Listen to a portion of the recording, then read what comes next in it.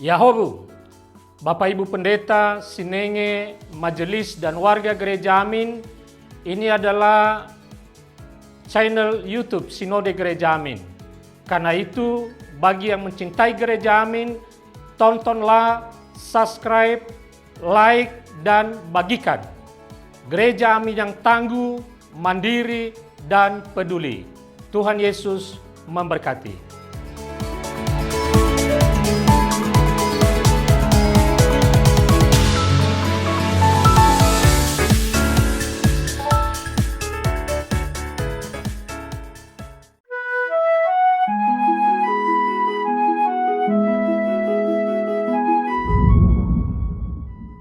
Puji Tuhan sahabat DKB, karena pada hari ini kita kembali dapat berjumpa dalam acara wasiat kekal berupa renungan firman Tuhan yang memandu kehidupan kita. Saya Pendeta Arlianus Larosa.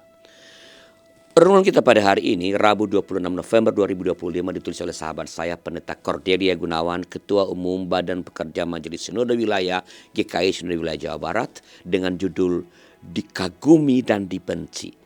Didasarkan pada kitab Nabi Yesaya pasal 60 ayat 8 sampai 16, dan kita akan membaca Yesaya 60 ayat 15 sebagai dasar dari permenungan kita pada hari ini. Mari kita berdoa sebelum membacanya. Bapa Surgawi, firman yang telah Engkau berikan kepada kami ini akan kami pelihara terus, dan ketika sekarang kami akan mendengarkannya, tolonglah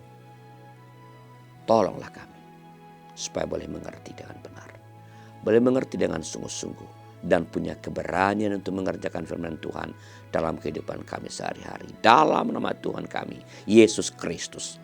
Amin.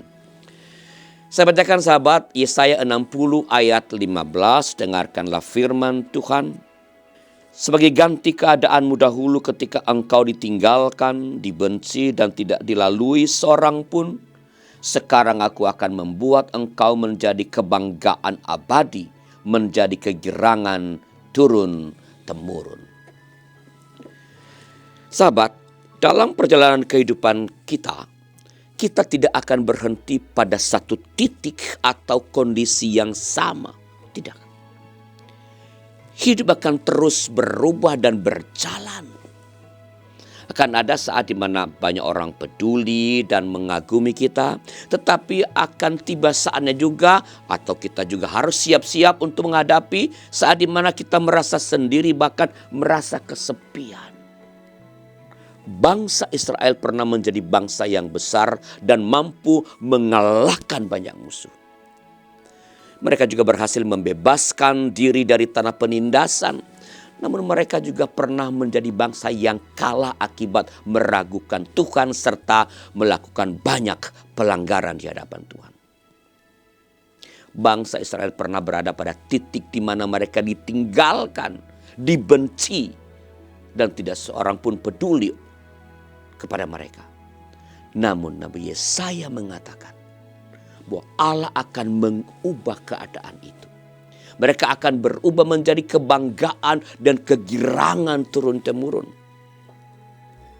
Nah sahabat, dalam berbagai fase kehidupan yang terus berubah, ada satu hal yang tidak berubah, yaitu penyertaan Tuhan. Tuhan ada saat kita dipuji dan dikagumi, tetapi Tuhan juga ada saat kita ditertawakan dan tinggalkan. Tuhan ada saat kita meraih keberhasilan, tetapi Tuhan juga ada saat kita terpuruk di dalam kegagalan.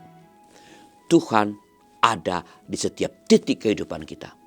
Kita mungkin tidak akan selamanya berada di satu titik, tetapi Tuhan akan selalu ada dalam setiap titik kehidupan kita.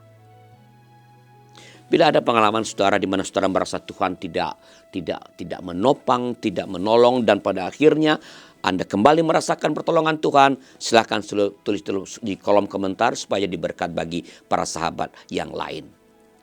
Dan jika ada di antara saudara yang ingin didoakan, silakan sampaikan kepada kami lewat nomor 0812 8188 9191. Mari berdoa.